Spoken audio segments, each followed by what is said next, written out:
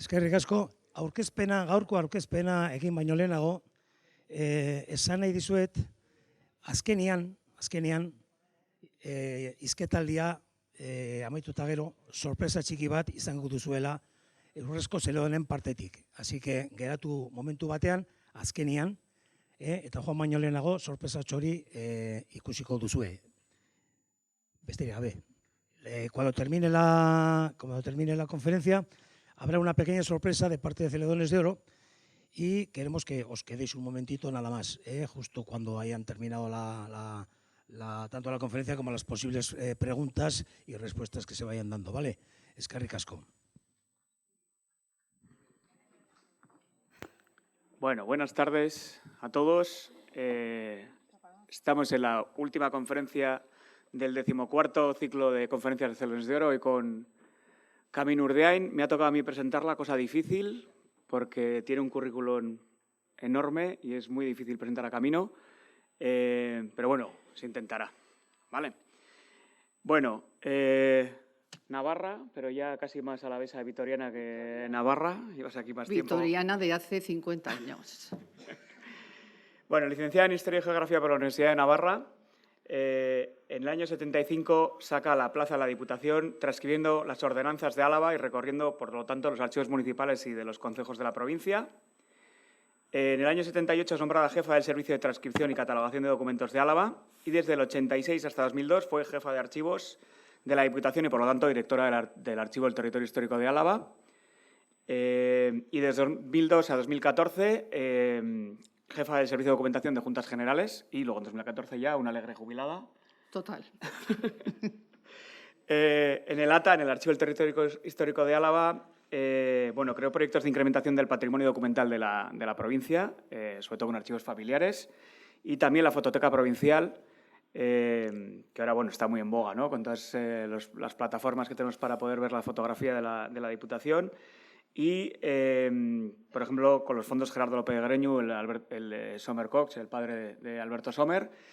Y en 2004, de la mano de Peli Martín, entra la Cofradía de la Virgen Blanca y comienza la organización, ordenación y digitalización de los fondos de archivo de la Cofradía y crea la revista Hornacina de la Cofradía de la Virgen Blanca, de la que es directora durante 13 números, si no me equivoco, hasta 2022. Y, bueno, publicaciones, todas las que queráis y más, sobre la Real Sociedad Vasconga de Amigos del País, de los fondos de Gerardo López de Greñu y de Sommer Cox del archivo, y también de las sedes históricas de las Juntas Generales de Álava, las 3 sedes históricas, y luego también, bueno, el último que hice de la Casa Palacio. Y también de Luces para la Ciudad, el libro sobre la profesión de los faroles, que es de lo que nos viene a hablar hoy, que por cierto lo tenéis fuera, si queréis luego comprar, está creo que a 20 euros y amablemente firmarás si hace falta, Totalmente, ¿no? sí. Para los archiveros de Álava, bueno, le debemos muchísimo a Camino. Yo como archivero le debemos muchísimo, sobre todo por abrir camino en este mundo de los archivos en Álava, que ya que somos poquitos, pues se agradece que gente con la valía de Camino nos haya abierto camino a los que hemos venido detrás. Sobre todo por las publicaciones, tanto las que os he comentado como publicaciones científicas para propio uso de los archiveros. Y la verdad es que si el archivo de Álava tiene los fondos que tiene y es algo, es por la labor de Camino, luego los demás directores, evidentemente, pero sobre todo por Camino, que es la que empezó a darle organización y uso y difusión a ese archivo. Así que nada, gracias Camino por lo que me toca y todo tuyo. Vale, gracias. Para mí ha sido una presentación muy sentimental porque yo le vine a hacer a Rafa, somos muy amigos de sus padres. Entonces, es ese hijo archivero que yo no lo he tenido. Yo tengo 4, pero ninguno ha seguido, pero Rafa sí. El otro día, cuando estuvimos 5 minutos, se nos alargó 1 hora en casa, ¿verdad?, hablando de los archivos. Entonces, para mí es una satisfacción, Rafa. Y muchas gracias a todos los que han venido. Bien, el tema fundamental, lógicamente, es el último libro, el de Luces para la Ciudad. Es un libro en que he tratado de construir una historia, de alguna forma recordar una historia, pero también deshecho la historia. Muchas veces, en algunos momentos, se ha escrito sobre la procesión de forma errónea, pero lo vamos a ver poquito a poco y sin ningún problema. Son bibliografías existentes que, en realidad, lo que les ha ocurrido es que no han tenido la opción que yo he tenido o que he buscado en todos los documentos de archivo. Mi experiencia y como archivera, lógicamente, tenía mucha facilidad para saber dónde tenía que acudir. Y no es más que esa razón. No acudieron a las manos de esas bibliografías los documentos que yo he tenido pues, la gran suerte de descubrir. Y sin más vamos a empezar porque es un tema un poquito larguito. Vamos. La idea del libro empezó con la exposición del año 2021 organizada por la Cofradía de la Virgen Blanca. Yo les propuse el hacer una exposición en la que la procesión llegara a la calle. Está en el museo, pero queríamos hacer algo más. ¿Se me oye bien? Vale. Queríamos hacer algo más, que es casi tocar los faroles, y con el patrocinio de la Fundación Vital me tocó ser la comisaria, investigué sobre ello y en aquel momento, cuando se acabó la exposición, que fue en julio del año 21, me dije a mí misma, esto lo tengo que dejar escrito. Y esa es la razón que en el año 21, y en realidad venía investigando desde el año 18. Es un libro que, bueno, ya lo hemos comentado, eminentemente está lleno de imágenes, son más de 500 imágenes y 324 páginas, pero vayamos al principio. Los primeros capítulos, lógicamente, estamos hablando de una devoción mariana, el rezo del rosario. Entonces, me ha parecido interesante en los primeros capítulos hablar de ese origen y evolución del rosario desde el siglo X.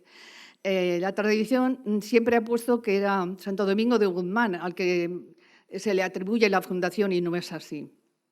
El origen está en la orden cluniacense. Los monjes legos, o lo que podríamos llamar iletrados, no sabían leer los salmos y entonces rezaban Padre Nuestros. Durante el siglo XII y XIII, la orden del Císter comienza a sustituir los 150 salmos por salutaciones a María. Así nace el Salterio. En el siglo XIII, 1216, es decir, ya vemos casi 2 siglos después, Santo Domingo de Guzmán funda la orden de predicadores, los dominicos, y existencialmente, eso sí que es cierto, en los monasterios de los dominicos se reza el rosario, pero con esa forma evolutiva. En el siglo XIV, la devotio moderna, corriente religiosa de los Países Bajos, en las salutaciones introducen ya expresiones cristocéntricas. De ahí que en el Ave María haya frases de bendito es el fruto de tu vientre. En el siglo XV, el Ave María se reza ya completa y se añade a la segunda parte, Santa María, Madre de Dios. Y luego en el siglo XVI, cada decena forma parte de un misterio de la vida de Jesús. Esa viene a ser en el esquema el origen. Bien. En el siglo XV hay una explosión de cofradías del Rosario en toda Europa y en toda España. La primera fue fundada en Francia por Alain de Lagos, era un dominico. Y en el siglo XV surgen en España muchísimas, y en Vitoria ya veremos que también muchísimas. Lógicamente, esta devoción va en auge porque ya la imprenta es un hecho y de todas formas, a través de los libros, se explica estupendamente cuál es la devoción y cómo se rezaba el rosario. Pero nos tocaba hablar de Vitoria.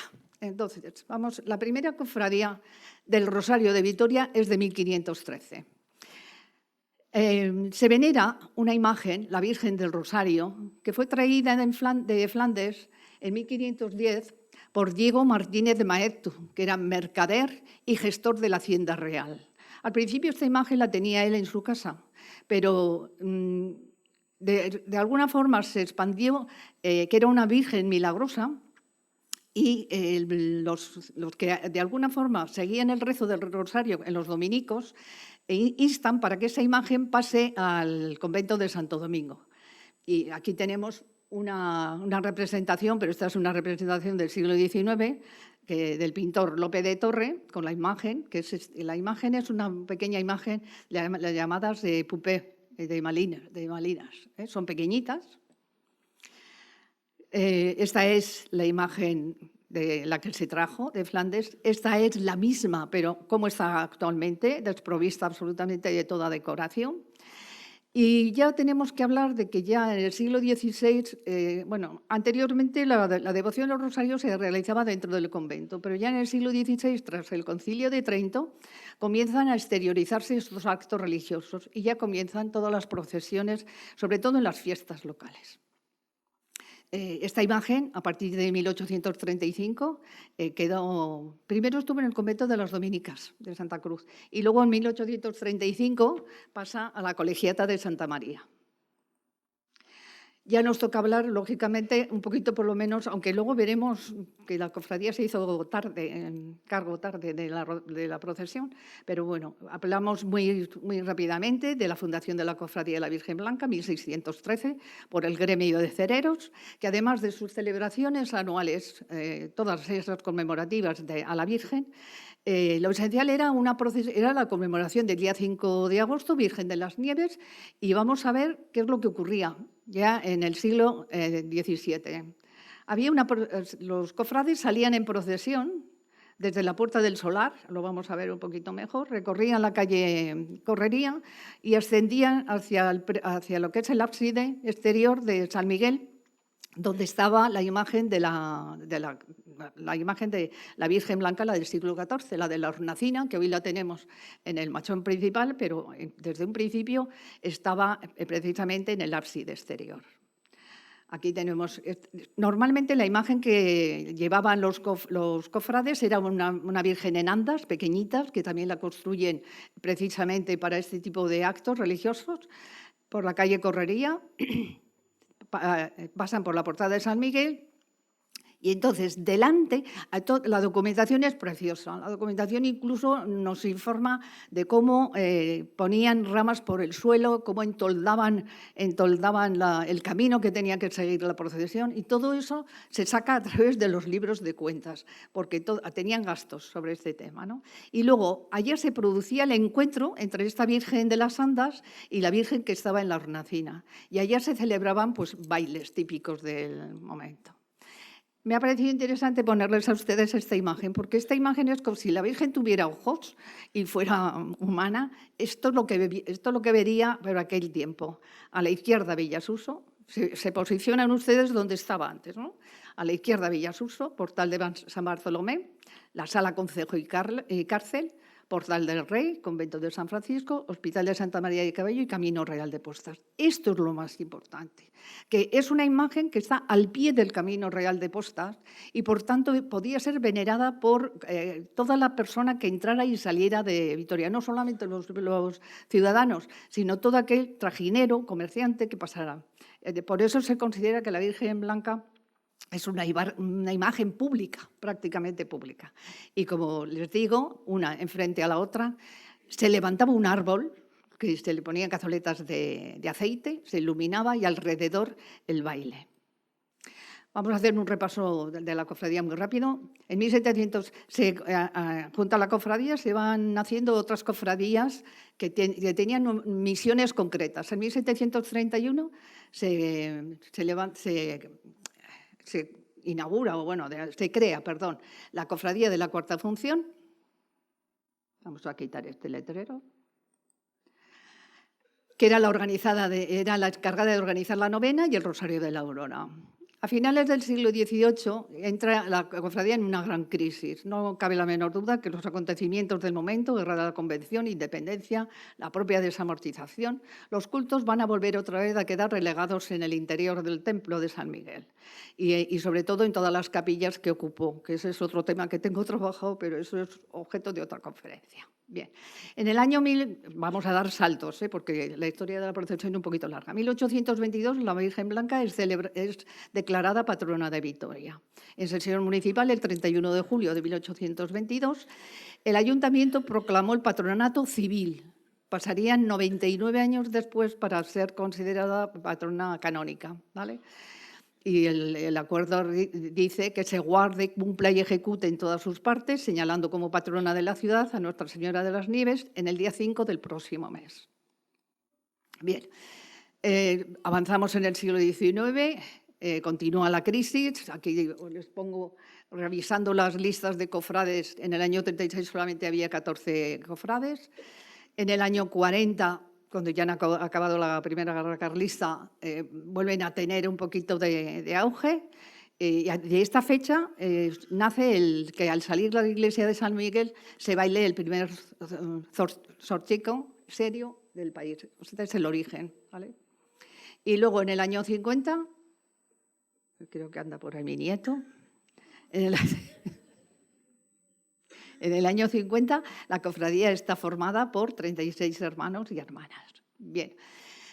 En el año 55, esto ya empieza a ser ya una historia, se consolida ya la participación del ayuntamiento y se involucra con la Cofradía de la Virgen Blanca y se crea la Cofradía del Alumbrado, que es precisamente para alumbrar la hornacina que ya había sido trasladada a la parte de este machón del presbiterio. Me pareció interesante también, ahí dejo la historia de la cofradía, me pareció interesante también enterarme cómo habían sido las procesiones anteriormente. La verdad es que eran de una belleza, estéticamente eran bellas. En realidad lo que se pretendía es que la belleza en esos ritos proporcionaba dignidad al propio culto. Entonces, para los que iban en la procesión era una muestra de respeto y alabanza a la propia patrona. Y luego, con la documentación, me señala que la procesión habría un piquete de la Guardia Civil. Luego, curiosamente, me llamó la atención lo de la efigie de San Roque, pero analizando la documentación, es que es el protector de enfermedades epidémicas y en aquellos momentos había cólera en Vitoria. La música esencialmente. Yo sigo reivindicando que nuestra procesión de los faroles debiera de tener música. Estaba allí, la capilla de música de San Miguel intervenía, había imagen de Santo Domingo Guzmán y luego una efigie de la Virgen Blanca, que podía ser, no la que conocemos ahora, que es del año 97, o bien la del año 1831 o la del año 54, que es la de la capilla. El clero parroquial y cofradías con sus estandartes. Ahí es donde estaba esa, diríamos, belleza, ese protocolo de ver todos los cofrades con sus pendones dorados, de color, etc. Bien, ya, ahora entramos ya a la creación del Rosario de los Faroles. Año 1895. Me ha parecido interesante, de alguna forma, abrir ese capítulo con un preámbulo que es un panorama social, cultural, religioso de Vitoria a finales del siglo XIX. Y en esta misma foto veréis que es que Vitoria, la ciudad de curas y militares, es evidente. Es decir, las fototecas son un elemento esencial a los que investigamos porque nos dicen mucho esas imágenes. Estas son paradas militares y luego ya estamos en la parte esta industrial, ya se empieza a industrializar Vitoria y luego lo que he querido destacar es el aspecto educativo. El panorama educativo en estas fechas de Vitoria es que es impresionante, absolutamente impresionante. Bueno, el instituto ya lo teníamos desde 1855, pero me he hecho con este documento, y para que vean ustedes la comparación en el tema educativo, sabían leer y escribir en Vitoria, en Álava, bueno, vamos a hablar en Álava, el 72% y en España el 42%. Estamos hablando de varones. En cuanto a mujeres, en Álava sabían leer y escribir el 46% y en España el 20%. Lo cual quiere decir que hay ahí un elemento base educativo muy importante. Bien. Ya en pleno mayo de 1895 aparece Manuel Díaz de Arcaya González de Chávarri, vitoriano de pro, catedrático de Ciencias en Zaragoza, que era consciente y lo conocía de pleno la procesión de cristal de Zaragoza, y se viene con la idea a Vitoria de que había que hacer una procesión de cristal para Vitoria. Este hombre, yo aconsejo que se lean su biografía, es impresionante, es un hombre culto, es autor de muchísimas obras literarias, teatro, poesía, escritos, y luego un gran poeta, de unas poesías preciosas. A su lado, y ya la parte un poquito más económica, Joaquín Herrán Ureta. Había hecho la carrera de Derecho, pero los bienes familiares y heredados por él le permiten no ejercer esa carrera de Derecho, pero sí tiene una intensa vida social y cultural. Luego, su caracterología de carácter de pensamiento liberal fuerista le hace ocupar pues, montones de cargos políticos. Es esencial estas personas porque veremos luego cómo una procesión que nace por una idea se impulsa a toda la sociedad vitoriana. Bien, entonces, ¿qué es lo que había que hacer? Pues la creación de una junta provisional. La primera propuesta que se hace es a la Cofradía de la Virgen Blanca, pero no pudo llevar ella a cabo esta creación de la procesión de los faroles. Aquí estamos un poco ya desconstruyendo la historia. La razón era muy fácil. La Cofradía de la Virgen Blanca se hallaba en ese momento incursa en una deuda terrible por unas obras que se habían hecho en la capilla de San Miguel, según dicen los textos, sin su permiso, sin el permiso de la cofradía, y con unos gastos extraordinarios, se ve envuelta en esa deuda y entonces tiene que retirarse de ser protagonista de esta creación. Pero entonces lo que se hace, se crea una junta provisional y vemos aquí los apellidos de familias con poder adquisitivo, que era la que iba a lograr. José María Zabala, Sebastián Abreu, Álvaro Lío, Manuel Ibarrondo, Miguel Barreiro, etcétera, etcétera. Pero luego, esencialmente, esta junta provisional tiene alguien de mano totalmente, que es la prensa. La prensa les hizo un favor extraordinario. Incluso a la prensa se ofreció para ser receptora de las suscripciones o dinero que el pueblo de Vitoria se lanzó a ofrecer. Y no solamente estos apellidos poderosos, no. En las listas vemos desde 1 peseta, 5 pesetas, un devoto, un soldado, en definitiva, eso sí que he querido reivindicar en el libro. Es que la procesión es de Vitoria, o sea, es de la sociedad vitoriana. No cabe la anécdota que hay familias en las que tienen más poder adquisitivo y entonces pueden invertir más. Hay un documento precioso que son los donantes, y como digo, de elencos de familias con poder, otros con menos poder, trabajadores, etcétera. Pero lo que me llamó la atención es que en esta donación, en este documento, los primeros que donan son los propios artífices. El León Quintana Bianchi, que iba a ser el constructor de los primeros 65 faroles. Y esta primera donación se hace con gente de Zaragoza. Pero luego, lo que he hecho en el libro, porque la curiosidad siempre es bueno saber quién donó, yo lo que he transportado es una lista enorme, un documento que es una lista enorme, me lo he pasado los apellidos a la forma alfabética, de forma que ustedes, si tienen la curiosidad de saber quiénes fueron los donantes, ahí está por orden alfabético. Bien, a los artífices. Pues fueron esencialmente, habida cuenta que ya habían trabajado en la procesión del Cristal de Zaragoza, León Quintana Bianchi. Y esta junta provisional directamente se lo encarga a ellos. Primero porque llegó a Vitoria, León Quintana Bianchi tuvo un poco la precaución de mandar dos faroles que había hecho. Se depositaron en San Miguel, Vitoria se fue a verlos a San Miguel y era de forma satisfactoria y les encargan. León Quintana Bianchi era vidriero, metalicero, pintor, era hijo de Damaso, el creador también que había trabajado en la procesión del Cristal de Zaragoza, y además pintor de pintura decorativa y vidrio y cerámica en la Escuela de Artes y Oficios.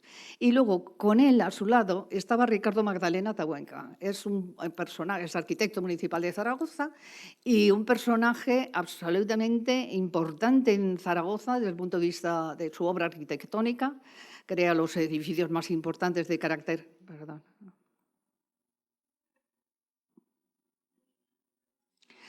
universitario y luego, por otra parte, es el máximo exponente del eclecticismo y modernismo. Por tanto, nuestros faroles estuvieron en buenísimas manos. Bien. Atención, o sea, en mayo lo encargo y en julio tengo. O sea, era impresionante, lo cual quiere decir, se puso todo el taller de Quintana Bianchi a hacer los 65 faroles y para julio ya llegan los primeros 65 faroles de mano. Y vuelvo ahora a desconstruir la historia. Hay bibliografías que dicen que en esta primera procesión ya salieron algunos de los primeros misterios. No es cierto. Solamente salieron estos 65 piezas de faroles de mano, que correspondían a los misterios gozosos, pero el farol del misterio no estaba hecho. La factura ascendió a 1.827 pesetas. Y tiene lugar la primera convocatoria de la procesión de los faroles, partiendo de la calle Mateo Moraza, pasando por la entonces Cuesta del Teatro, Postas, acceso a San Antonio, Manuel Iradier y la tradicional calle de Azo. Bien. el libro, he puesto imágenes de esas calles en ese momento. Bien, aquella primera sesión vuelve a ser tan, diríamos, tan bella porque acompañaron a también todas las cofradías. Luego veremos que estas cofradías van desapareciendo, pero la primera, desde luego, no solamente la cofradía de la Virgen Blanqueiría, que todavía no tenía pendón, o sea que poco no se le vería mucho, y luego mucha música. Bien, a partir de 1895 y todo el año 96, ya se producen donaciones ya muy, muy importantes porque quedaban por hacer todos los misterios que eran los más caros, 900 pesetas, de aquellas pesetas cada misterio. Bien, entre ellos, pues lógicamente, Felicia Olave, Felipe Arrieta, su mujer, Carmen Morales, Juan Cano, el senador, su hermana Nieves, a los que se le debe la residencia de las Nieves, Juan Manuel Urquijo, segundo marqués de Urquijo, y su mujer, Dolores Usía, y la familia Irurzun Elizagárate. Bien, pero esto tampoco se sabía, esto de aquí a la izquierda. En la documentación me aparece un tal Fernández Goizueta, vitoriano, que en el año 69 había marchado a Cuba con los tercios vascongados. Entonces, ya está de vuelta en el año 96, está enfermo y entonces hace una donación por él y por sus hijos, que eran Francisco, Mercedes, Antonia, Juan y Dolores. ¿Y por qué lo has destacado? Pues porque sencillamente Francisco Fernández Domínguez es el primer tenor cubano que cantó en la Scala de Milán, lo cual quien lleve los Kyries sabe de dónde proceden estas piezas, quién las donó. A partir de diciembre, la Junta Provisional decide construir el resto de los faroles. Y ahora lo que vamos es de alguna forma, identificar las autorías. Comienzan a construirse y lo primero son los 4 primeros gozosos. Son de José Pujol, que es un vidriero catalán. Y lo más seguro que se pusieron toda la parte de metalistería en Zaragoza. De José Pujol, vidriero catalán, yo tengo mi teoría de que al ser donados todos los gozosos, 4 gozosos por Felicia Olave, ella residió en Barcelona, por tanto tenía que conocer a este vidriero y más entiendo yo que fue un encargo o un empeño especial de Felicia. Que es autor, lo sabemos porque en las vidrieras está su firma, o sea, no hay la menor duda. Y luego tuve la ocasión de descubrir este documento y, o sea, de alguna forma sabemos que efectivamente estaba en Barcelona, en la zona de Gracia, y conseguí hablar con una catalana que estaba haciendo la tesis doctoral sobre José Pujol y la que le descubrí parte de la obra de él, tal vez pues, se fue aquí en Vitoria porque desconocía que había sido el autor de los 4 misterios gozosos. Bueno, y lo que digo que ha habido equivocación de que estaban para el año 95 está muy claro aquí en el Anunciador. Es que la prensa también, y hay muchos vitorianos que lo conocen, la prensa es un documento de gran información. Anunciador, 22 de diciembre de 1895. Ya había habido una procesión. Y dice, no dudamos que los faroles que restan, que son más de 150, así como los grandes farolas representando los 15 misterios, no cabe la menor duda. No existe, o sea, en diciembre no había todavía, en agosto anterior no estaban los misterios. Bueno, lo que se decide aquí en este momento es que ¿por qué se van a hacer piezas de vidrieros y metalisteros fuera cuando en Vitoria hay verdaderos artífices? Y efectivamente, en 1896 se crea la Sociedad Constructora, que estaba formada por Manuel Grandes, metalistero, Luis Arciniaga, vidriero, y Laureano Aldecoa, pintor. Aldecoa me imagino que se lo recordarán también por Adrián Aldecoa, su hijo, el pintor, que por cierto hay facturas de Adrián en alguna intervención en las restauraciones de esto. Bien, entonces esta sociedad constructora va a ser la autora de 181 faroles. Por encargo del ayuntamiento hacen el 5º. Por eso, incluso si observamos las piezas, no me voy a entretener en una descripción artística porque en el libro viene todo, bueno, pero si observamos la diferencia que hay entre los 4 gozosos primeros y el 5º, hay diferencia. Hay de altura, hombre, siguió el modelo, lógicamente, ¿no? Pero sobre todo lo que hizo esta sociedad fueron los dolorosos. Bien. Y este es otro tema también, que se desconstruye la historia. Inclusive yo en la exposición, basada en la bibliografía existente, no supe certificar esto. Y sin embargo, ahora, después de la exposición, he podido certificarlo. Se aceleran en tener que tener todas las piezas hechas. Y entonces, Felicia Olave hace la donación otra vez, una donación pero tremenda para los 5 misterios gloriosos. Y de nuevo, como ya estaban ocupados nuestros artífices vitorianos, se encarga a Zaragoza. Y esto lo puedo certificar, Y bueno, los diseñan el mismo Ricardo Magdalena como arquitecto y lo construye León Quintana. De hecho, estos faroles gloriosos tienen más la forma barroca que tiene el Rosario de Cristal de Zaragoza. Y aquí está un poco la sorpresa. Resulta que investigando en una documentación me encuentro que en la restauración del año 91-96, al deshacer una de las piezas, el que estaba deshaciendo una pieza de un glorioso, dice, tiene una chapita de metal donde dice patente 19.211. Entonces dije, yo esto lo tengo que descubrir. Y bueno, me fui a Madrid, a la Oficina Española de Patentes y Marcas en Madrid, y efectivamente solicité un expediente de la patente de 19.211.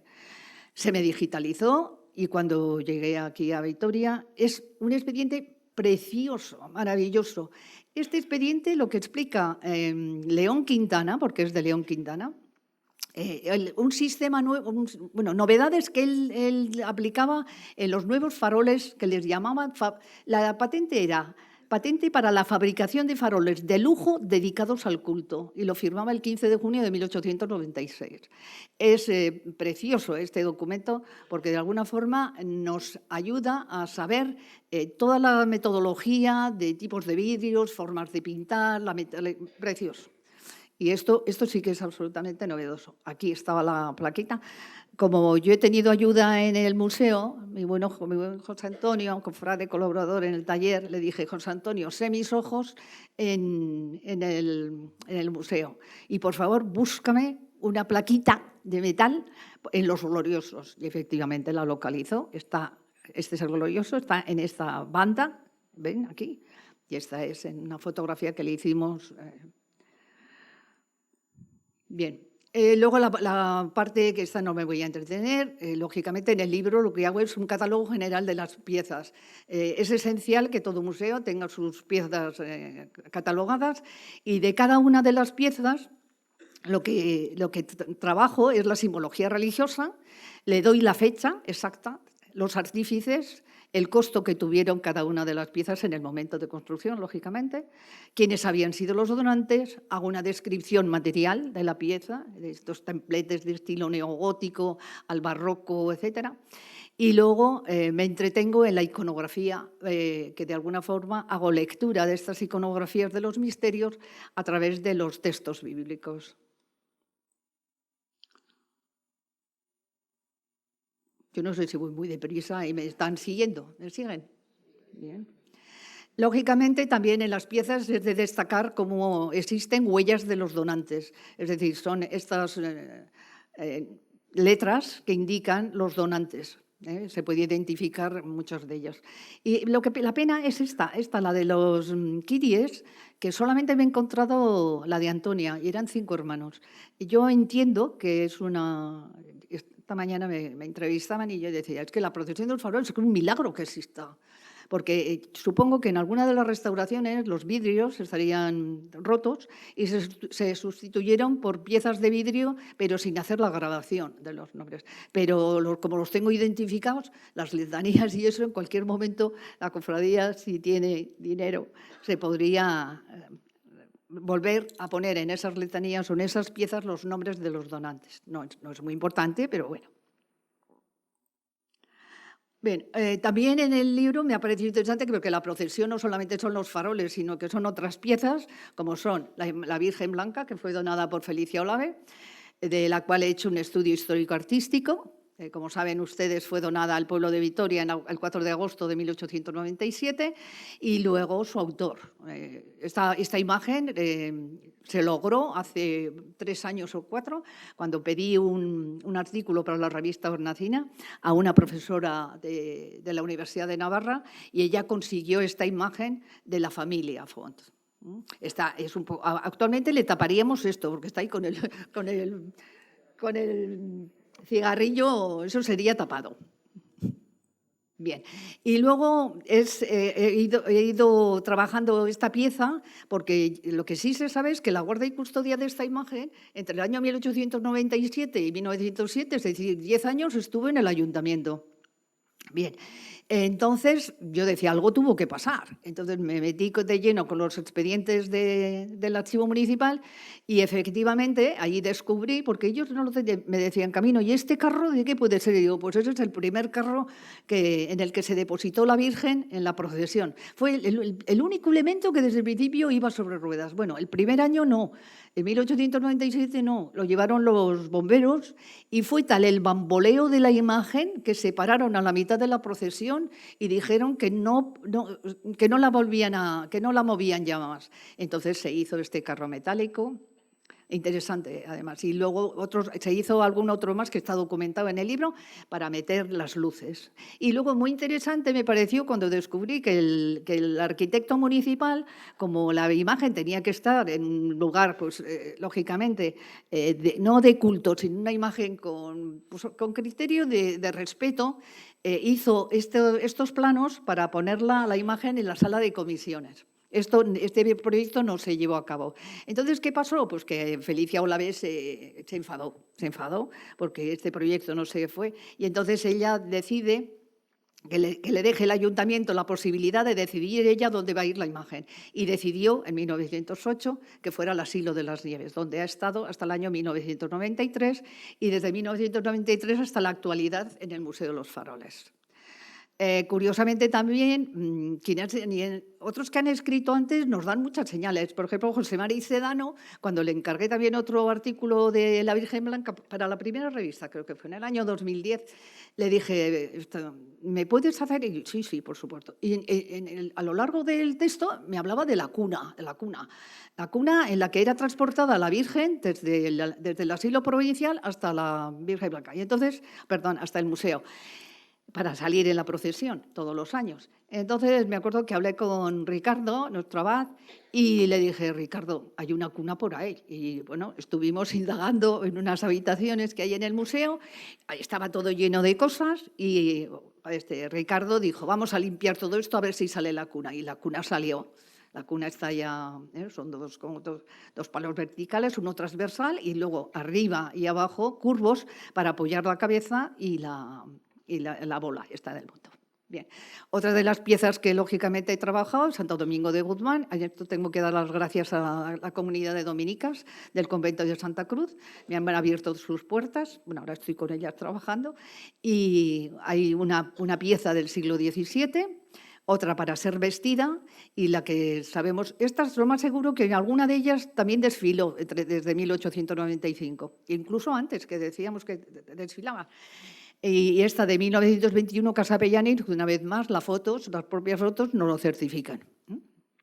Y luego la actual, la que estamos viendo en estos años actuales, está en el museo desde el año 2000, se desfila desde el año 2000 y fue cedida en depósito por la diócesis y es obra de Leandro Fernández de Viana, hecha en 1899. Bien, y otra de las, aquí sí que tuve suerte.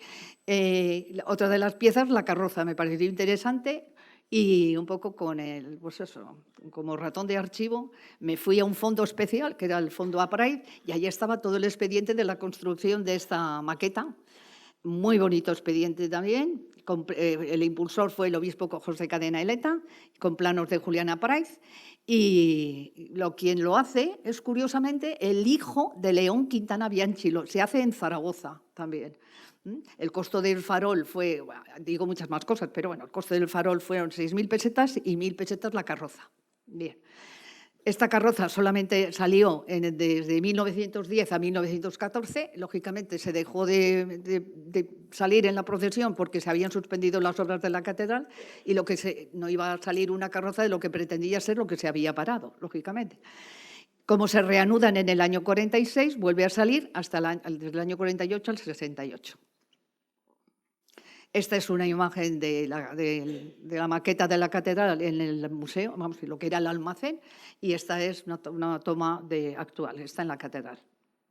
Pero bien, y después de todo esto, porque estamos hablando de las piezas, pero ¿cómo se ha llegado a esto? O sea, ¿cómo se ha logrado todo eso? Entonces hay un capítulo dedicado a la organización. ¿Quién ha gestionado todo esto? ¿Quién ha administrado la procesión? Bueno, como les decía ya a ustedes, fue administrada la procesión por la Junta del Rosario desde 1895 hasta el 34. Plena República, se deja de tener ya ayuda del ayuntamiento, entonces se ve agobiada la Junta del Rosario en poder mantener esa procesión. Se fusiona con la Cofradía de la Virgen Blanca y desde el año 34 hasta hoy es la Cofradía de la Virgen Blanca quien se ha hecho cargo de todo ello. Pero ¿cómo se organizaba la procesión? ¿Quiénes desfilaban? ¿Quiénes eran los portadores? Porque hay mucha historia, y me he ido a la documentación. Bien, el orden de la procesión es un documento también extraordinario, porque la Junta del Rosario sabía que en Zaragoza José de Nasarre había hecho una propuesta de cómo, de quién, o sea, qué era la procesión, quiénes participaban y cómo se posicionaban las personas dentro de la procesión. Y fruto de ello es una memoria extraordinaria, pero luego y sobre todo este documento. Este documento está en el archivo municipal. Es ni más ni menos que un papel entelado de 11 metros de largo por 12 centímetros de ancho, al estilo de los rollos romanos, el escapus, que le llaman, con 2 cilindros, el umbilicus, y uno sobre otro se va enrollando y desenrollando para ver. Pero lo esencial es el detalle con el que Nasarre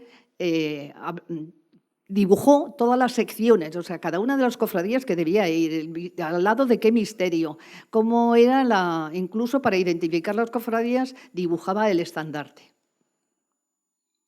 Se ha logrado bueno, tengo que decir también, antes que nada, por supuesto, que ha estado a mi vera y mi mano derecha en toma de fotografías documentales Eduardo Denó, y todas las imágenes actuales de la procesión son de él. La obra no hubiera sido lo que está siendo sin su ayuda, sin lugar a dudas. Tenemos fotografiado todo el rollo y digitalizado. Aquí, por ejemplo, la Asociación de Hijas de María, como el estandarte aparece la Virgen con su manto blanco, su capa. Pero luego, este es un punto navarro.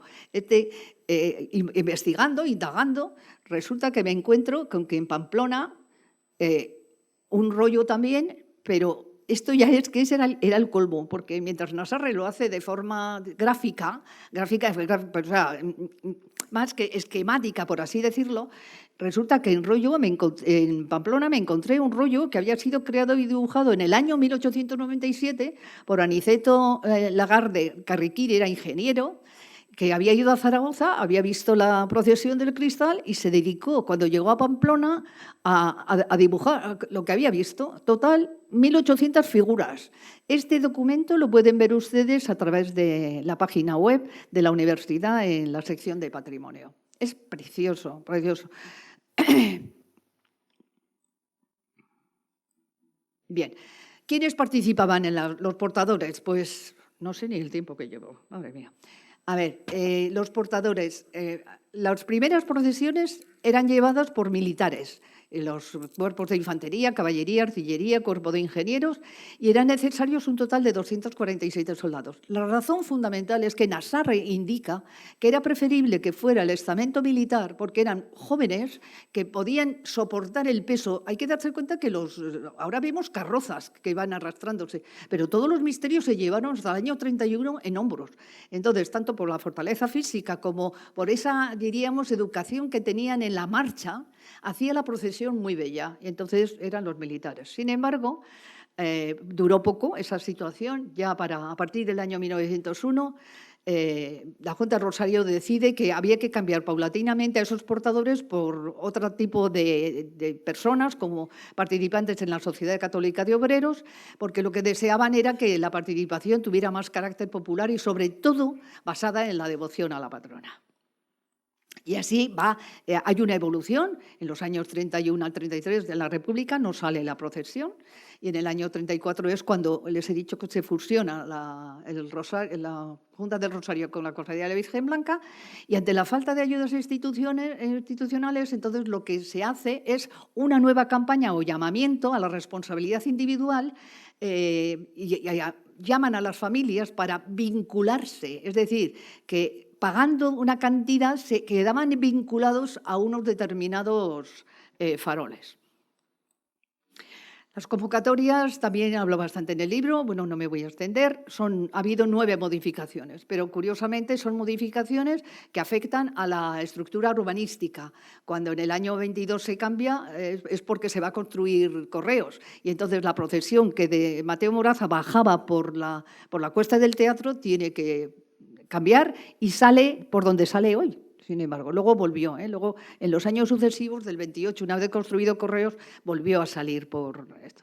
De todas formas, otra de las variaciones fue en el año 59 por la apertura de la calle General Álava, que lo que deseaba el ayuntamiento aconsejó a la cofradía que cambiaran el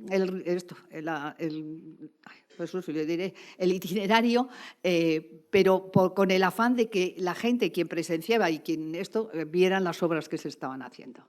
En total son 9. Bien, la gestión técnica. Aquí está donde se puede decir que verdaderamente tenemos faroles de milagro.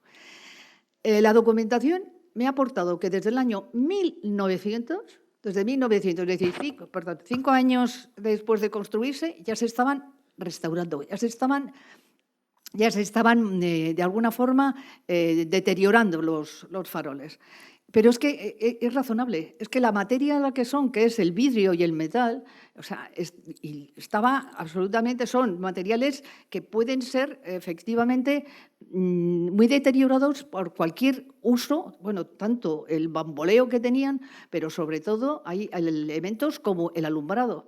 Los faroles se alumbraban con velas, con lo que era el churrete de vela de la cera que se impregnaba todo el farol. Aquí en este dibujo me gustó, este dibujo lo que nos dice muy claro es cómo era la iluminación con velas. Un soporte de metal, 2 velas y luego un hilo fulmiticón, un hilo que era nada más que se encendía, se deshacía, o sea, desaparecía, y esa era la forma de encender las velas. Pero luego los churretes pues iban por todo. Aquí tenemos una imagen que me dejó Manuel García, que está dentro de la parte familiar de la conservación, de lo que eran los conserjes del museo, Manuel, y aquí se ve clarísimamente el número que montaban antes de la procesión.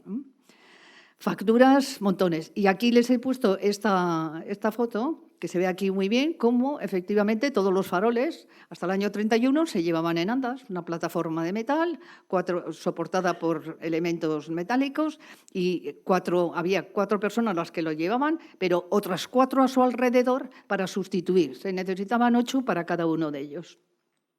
Bien, el alumbrado de velas, los misterios, desde 1895 hasta el 37 eran con velas, y los faroles de mano hasta el año 73.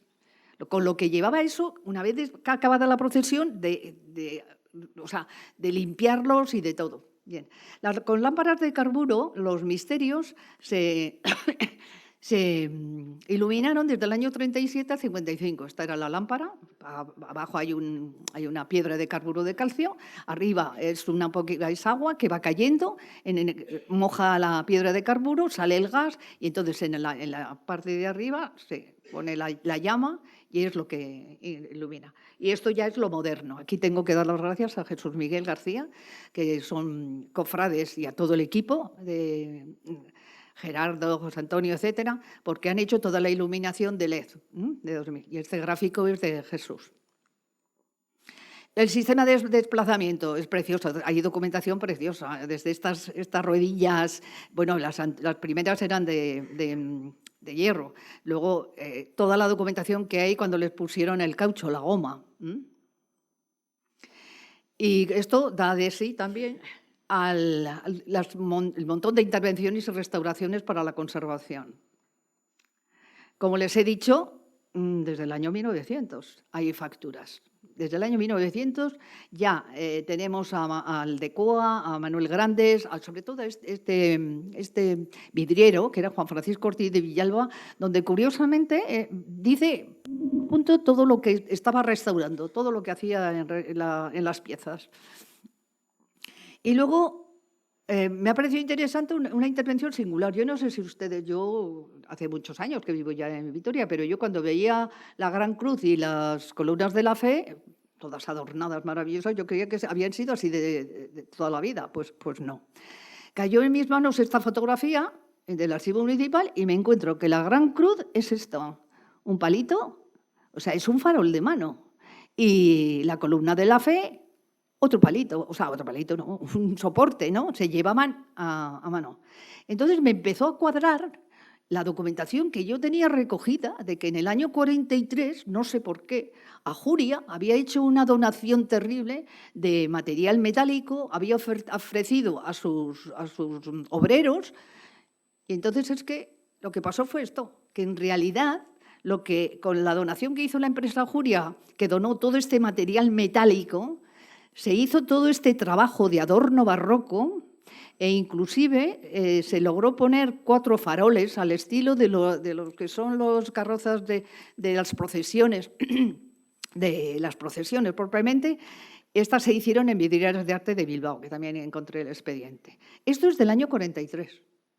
Esto yo no lo había conocido anteriormente. Vamos, yo no lo había visto ni en bibliografías ni en nada. Pero esto eran. Y lo que me descubre la situación es, primero, había documentado, yo sabía que había habido una donación grande de empresa Ajuria, pero la foto que encontré en el Archivo Municipal es la que me dio la razón de qué es lo que se había hecho en el año 43, momento en el que se aprovecha también para hacer las carrozas, lógicamente, porque estas piezas eran imposible llevarlas en andas. En el año 91-96 se ha escrito, ya está escrito, Peli Martín, que fue el que me impulsó a participar en la Cofradía de la Virgen Blanca. Además fue mi jefe en Diputación, fue el gran impulsor del nuevo archivo de la Diputación. Me animó a ser la que le sustituyera a él en la Cofradía de la Virgen Blanca, y él en su obra La Blanca ha hablado mucho de esta restauración. Yo lo que hago es comentar un poco todas lo que son las empresas colaboradoras y luego esencialmente el enorme gasto que fue. No obstante, aunque a pesar de que las instituciones apoyaron económicamente, cuando al final pretendía alguna de las instituciones condonar la deuda a la cofradía, pues Ricardo dijo, Ricardo o la cofradía, la Junta de la Cofradía, dijo no, devolveremos. Y así fue, ¿vale? El proyecto era de Magín Ruiz Albornoz, arquitecto, y quedan unos restos documentales impresionantes. Yo prácticamente ya lo tengo todo catalogado de todo este proceso y hay unas delineaciones que cada pieza está delineada, muy importante, aunque hay que decirlo, hubo sus más y sus menos en los procesos de restauración. Estas son unas imágenes que se han recuperado digitalizando de aquel proceso de restauración. A través de la organización del archivo he identificado toda la documentación de todas las empresas de metalistería, vidriería, que era Vitrea, delineación, gestión y control, carpintería. En definitiva, se le ha dado una documentación a un proceso de restauración que, bueno, tiene sus detractores. Bien, otro dato de interés que me pareció. Cuando estaba viendo los documentos de la restauración, me viene un documento en el que me dice la pieza de metal de Jesús Juste debidamente identificada. Digo, debidamente identificada, y efectivamente, otra vez le digo, José Antonio, a Jesús, por favor, mirarme, porque tiene que haber una cruz de Malta o una J por alguno de los faroles. Y efectivamente, los faroles que se restauraron en este año del 91 al 96 y que se cambió la total pieza de metalistería, se sabe perfectamente por estas marcas. O sea, esta pieza nunca podremos decir que es la antigua, de 1896, sino que de 95 o 96, pero esta sí. Eso es una buena praxis a la hora del tema de la restauración, dejar una huella de lo que es moderno en la restauración de lo que es del pasado. Yo conecté, como soy como una guindilla, me conecté con el hijo de Jesús Juste. No me supo decir exactamente por qué su padre ponía esta cruz de Malta. La empresa ya habían vendido, ahora es una empresa de metalistería moderna, etcétera, y no he podido saber. Conecté con el que tendría que saber lo que es su hijo, pero no. Bien. Esta es una imagen que es un poco dolorosa porque los faroles ya están restaurados, pero están en un espacio que es el museo, el almacén, en el que verdaderamente pues, pasaron 5 años hasta que se convirtió en museo, en el que la situación de humedad y esto pues, no eran las debidas. Tal vez, no sé si por ello. La cuestión es que aquí quiero hacer un homenaje a Jesús Barajuan, porque en el año 2000, 1999, no 2000, entra en bueno, es que entrara, decidió dedicarse tras su jubilación enteramente a sus faroles. Es impresionante la labor que nos hizo Jesús Barajuan. Efectivamente, ha quedado huella en unas libretillas, bueno, es encantador, es un hombre que estuvo pendiente, iba todos los días y a partir de ese momento, lógicamente, la entrega de aquellos fallos que existían y que muy rápidamente se estropearon, sobre todo los gloriosos, se pusieron en manos, como es lógicamente ya no se ve bien el nombre de Miquel Dèlica, y Javier Fernández, que tuvieron que hacer una labor muy temprana, a la restauración muy temprana, eran los años 2000.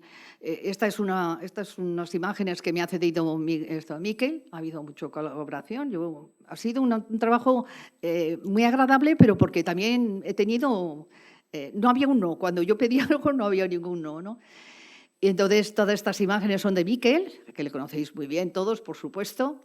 Ha hecho una gran labor y sigue haciendo una gran labor de restauración y todas estas imágenes han sido cedidas por él. La cuestión es que se sigue invirtiendo, pero enormemente, pero muchísimas cantidades de dinero en mantener este patrimonio por una institución que bueno, pues nos subsistimos con los ingresos ordinarios, que son las cuotas, aportaciones algunas puntuales, en algunos casos sí que hay unas donaciones, conociendo que vamos a restaurar una determinada pieza, sí que hay algunas donaciones particulares, pero esencialmente se quieren quedar siempre en el secreto, pero no por la cofradía, por los propios donantes. Bien, y no solamente la cofradía se dedica a conservar, sino a incrementar. Entonces, esta es lo que más en sus mentes tendrán ustedes, que es el incremento de los misterios luminosos. La Carta Apostólica de Juan Pablo II en el año 2002 promueve que se introduzcan nuevos misterios, la encíclica Rosarium Virgini Mariae. Entonces empieza a moverse dentro de cofradía. Otra persona también al que le teníamos mucho cariño murió sin ver parte de su obra hecha.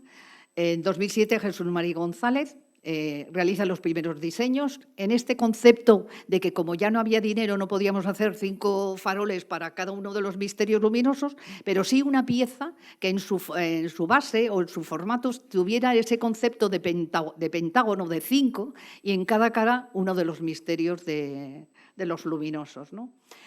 Se produce la primera reunión en cofradía, propuesta de construcción en el año 2009, y en el 2012 Miquel Dèlica, de nuevo, presenta ya un proyecto definitivo. En el año 2013, una serie de imágenes nos muestra como una labor intensa en el taller de Miquel, inclusive también se puso a trabajar en el museo, era una forma didáctica de la labor extraordinaria que tienen estos vidrieros. Bueno, lo que se identificó fue él el director coordinador del proyecto técnico. Jesús González lo mantenemos en la memoria porque fueron los primeros diseños los de él en esa estructura pentagonal. Íñigo López de la Calle, la estructura metálica. Y luego Ramón Mural fue el autor de los bocetos, preciosos bocetos, por cierto. Iñaki Pedruzo, nuestro industrial de la rueda, dándonos iluminación y tal. Es lo que he pretendido, es dar, no solamente dar imagen a lo que es la ciudadanía que hizo posible, sino todos los que han puesto su saber, su dinero, de alguna forma su labor profesional y aún se sigue haciendo, ¿vale? En el año 2018, lógicamente, había que completar con el Padre Nuestro, las 10 Ave Marías y Gloria. Se vuelve a presentar, se vuelve a partir de la idea original de Jesús María González. Él hizo estos primeros bocetos, pero luego se crea una junta. El coordinador general era Luis López de Armentia y los artífices, lógicamente, Vidriería Miquel Délica. Intervino la empresa Telsovit porque hizo un rediseño en 3D. Aquí tenemos a los operarios de la empresa. Y luego también Madera Pagolán. Y en la iluminación, otra vez, nuestros queridos cofrades colaboradores que cada día revisan las piezas en la parte lumínica. Salieron por completa, salió en el año 2022. El COVID nos hizo algunas faenas en la procesión. Ay, perdón. Anterior. Hemos hablado del contenido. Y ahora, muy rápidamente, porque ya me estoy alargando igual, el continente. El continente nos tenemos que volver a retrotraer hasta el año 1901. Tengamos en cuenta que los faroles se habían construido en 1895 y 1896. ¿Qué pasó entre el año 1895-96 hasta el 2001? Son 5 años. Pero, señores, 5 años que estuvieron todos los faroles yendo de local en local, de almacén en almacén, por todo Vitoria. Eran locales cedidos normalmente por el ayuntamiento, que igual eran locales donde ellos guardaban, el ayuntamiento guardaba pues, otros materiales, pues, sillas, no lo sé, lo que fuere. Y luego aquí aparece un personaje que es Pedro Basterra. Pedro Basterra es un industrial en la que se le encomendaba, de alguna forma, adaptar esos almacenes de la mejor forma. Pero claro, no se crean ustedes que aquellos almacenes ni tenían control de humedad, ni control de temperatura, ni humedad, absolutamente nada. De ahí el milagro, sigo diciendo. Estuvieron en lugares del Portal de Castilla, Seminario Aguirre, un barracón en Arechavaleta, en almacenes en el Paseo del Cuarto de Hora, lo que era la antigua fábrica del gas, ahí. Y de todo, absolutamente todo está documentado. Bien, pero Federico Baraybar, alcalde de Vitoria, gran impulsor de la iniciativa, inclusive de la creación de los faroles, insiste que hay que buscar un local ya. Y entonces en el año se pone a su vera Fausto Íñiguez Betolaza, arquitecto, el cual también es digno de honrar, porque no cobró ni por los diseños, y además aportó una gran cantidad para el levantamiento del edificio. El edificio fue posible levantarse porque se emitió deuda. Bueno, hubo dos familias, los Barreiros y el propio Basterra, que dieron dinero para hacer posible el edificio, pero era un dinero con intereses, al 4%.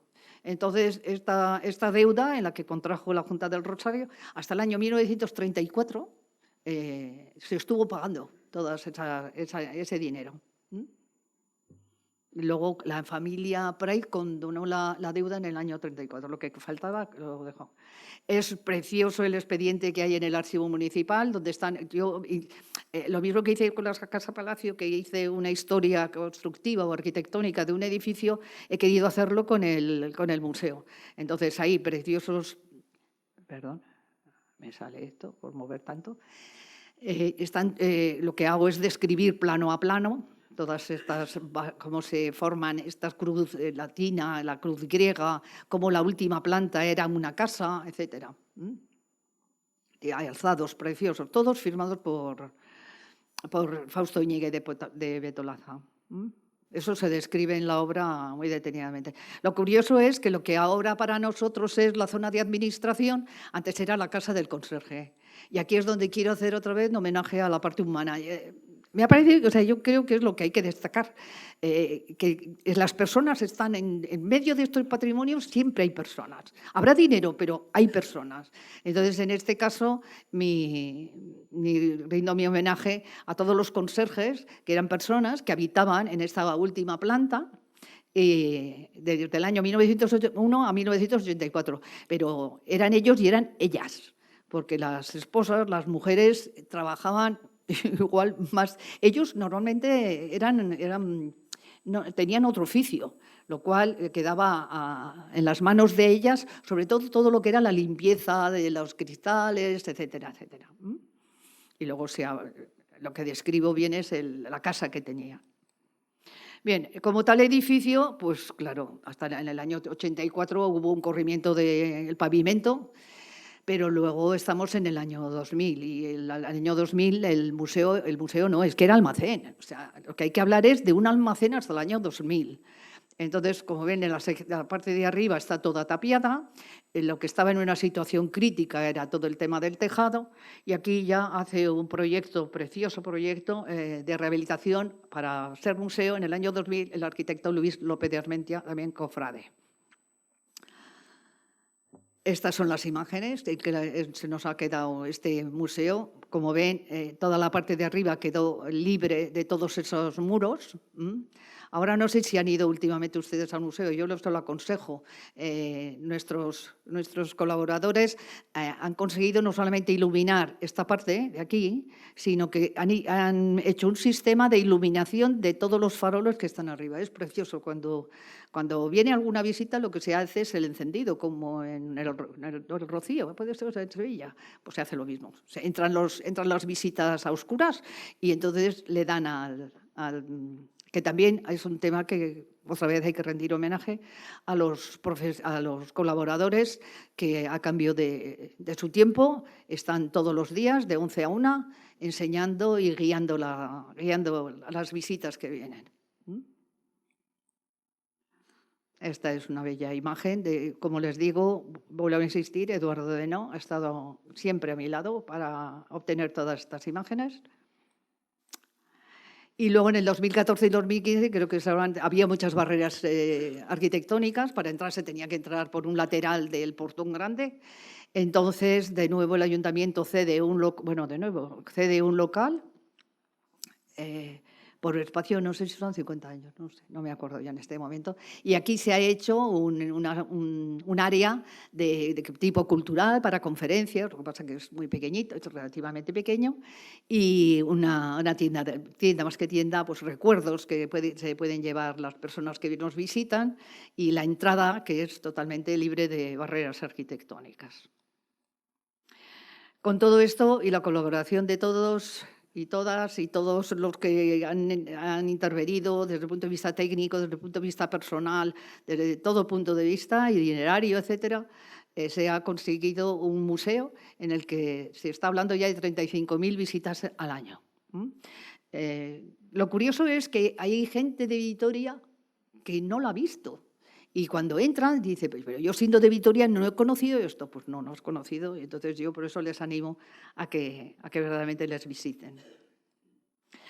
En definitiva, ya con esto acabo, lo que he intentado hacer es una historia centenaria, pero lo que he pretendido es dar a conocer que es imposible imaginar que esto tenga un futuro sin lograr, no sé si inspirar, pero sí por lo menos divulgar la memoria de este pasado. Es tan importante que necesariamente recae en todos esa obligación de que este patrimonio no desaparezca. Es un patrimonio artístico. Como creo que me habrán comprendido, se creó por una colectividad, por una ciudadanía de Vitoria que apostó para que fuera una muestra y expresión de la devoción a la Virgen Blanca, no cabe la duda, ¿no? Pero lo que se ha convertido es en una tradición. Entonces, al convertirse en una tradición, es ya patrimonio inmaterial de la ciudad, tan defendido por la UNESCO. Y luego esto es lo que más me preocupa. ¿Qué quiere que le diga? La tradición tiene que ser transmitida. Ya ya saben que la procesión ahora la abren unos chiquillos, ¿no? Mis nietos ya están... pero vamos, como somos ya gente de edad, y yo creo que aquí hay muchos, lo que hay que hacer es impulsar a nuestros hijos para que sus hijos, es decir, nuestros nietos, sigan manteniendo esta tradición, ¿no? Y sea transmitida de generación en generación. Este muchacho, es que quiero hablar de él porque me encantó. Este es Joaquín y este es Jacobe. Son unos entusiastas de la procesión, increíblemente entusiastas. Joaquín, estoy segura que llegará algo, igual a Abad, señor Abad, en algún momento.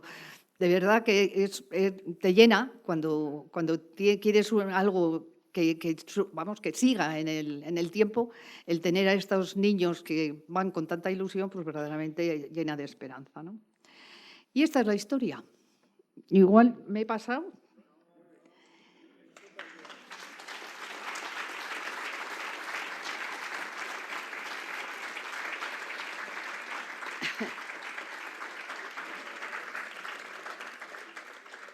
Si quieren hacer alguna pregunta, yo lo digo.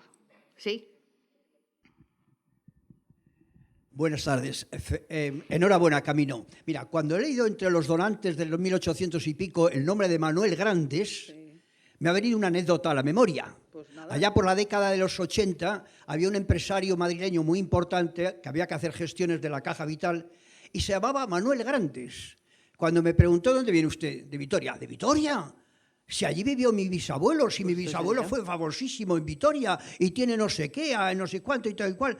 Pues muy bien, me quedé la anécdota. Aquel empresario que murió joven tenía 3 hijos, 2 hijos abogados con los que tuve relación y la mayor, que es lo que traigo la noticia, era Almudena Grandes, la famosa novelista, bisnieta de este Manuel Grandes.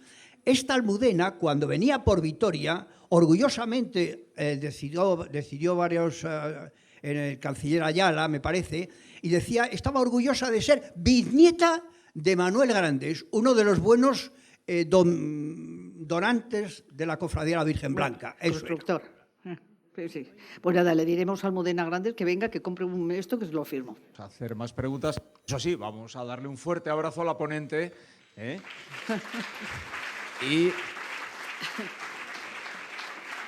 Y como sabéis, por favor, esperar, por favor, es que os hemos comentado esperar un poquito.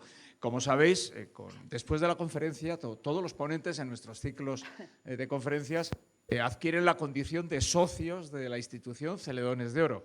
Y como no puede ser de otra forma, pues Camino, que además cierra el ciclo de este año 2024, va a recibir su diploma acreditativo y la figurita de Celedón, de manos de Rafa Resines y de Charo Iturralde, otra socia de lujo. Venga, Chalo, Vero Oriek.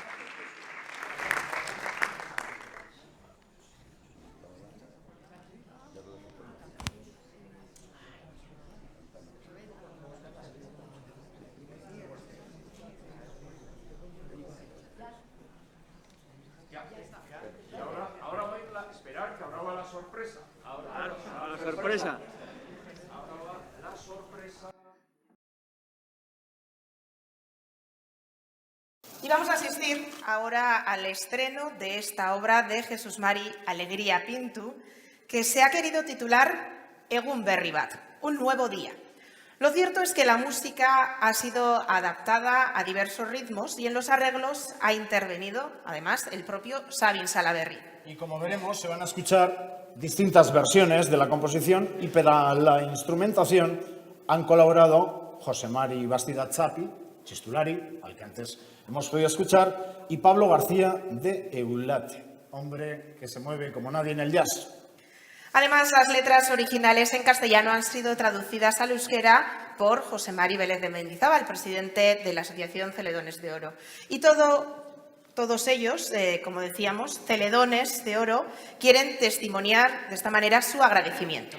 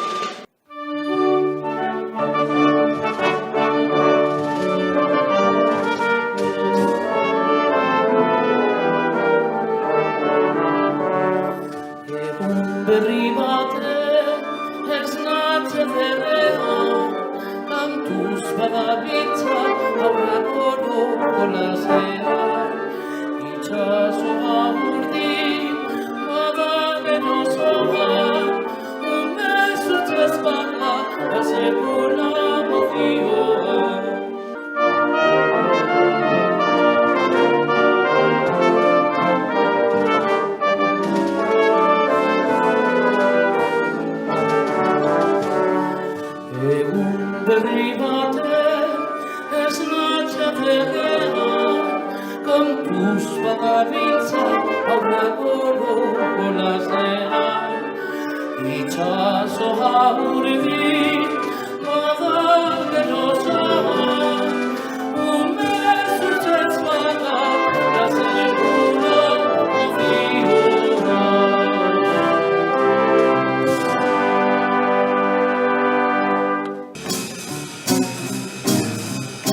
Hola.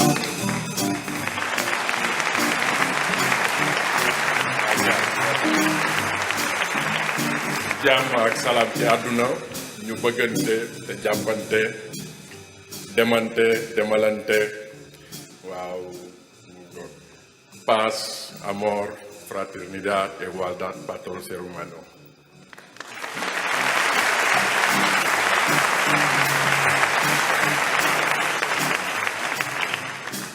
تركت بلدي وقارة إفريقيا، قطعت البحار بحثاً عن الأمان، السلام، الحرية والعيش الكريم، فوجدتهم هنا في بلد الباسك.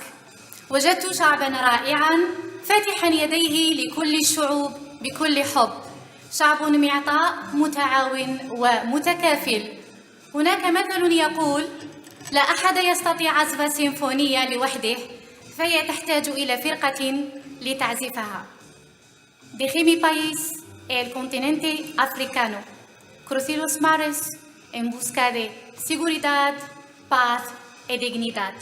Los encontré aquí, en este país, el País Vasco. Encontré un pueblo maravilloso que abrió sus manos con amor a todos los pueblos. Un pueblo generoso, cooperativo, le encanta la solidaridad. Hay un dicho de solidaridad: nadie puede tocar una sinfonía solo, se necesita una banda para tocarla. Gracias.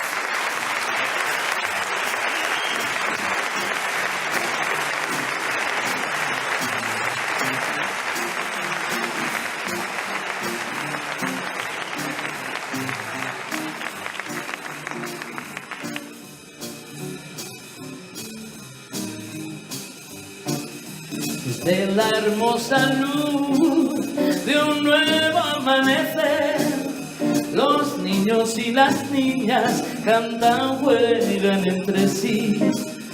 Si nuestro rico amar nos cambia de color, jamás abandonemos del bendito amor su fin. Tomemos aire juntos, ven conmigo a caminar. Pintemos de colores un mundo nuevo mejor. Con cantos y sonidos disipando el temor. Porque la vida es bella, del contacto el calor. De la hermosa luz de un nuevo amanecer, los niños y las niñas cantan, juegan entre sí. Si nuestro puro amor no cambia de color, jamás abandonemos del bendito amor su fin. Unidos, pueblos, razas, nos juntamos a cantar, huyendo de las guerras y dejando de luchar. Nos di un día pasó, entonando la razón en una sinfonía de amor y de ilusión. Desde la hermosa luz de un nuevo amanecer, los niños y las niñas cantan, juegan entre sí. Si nuestro puro amor no cambia de color, jamás abandonemos del bendito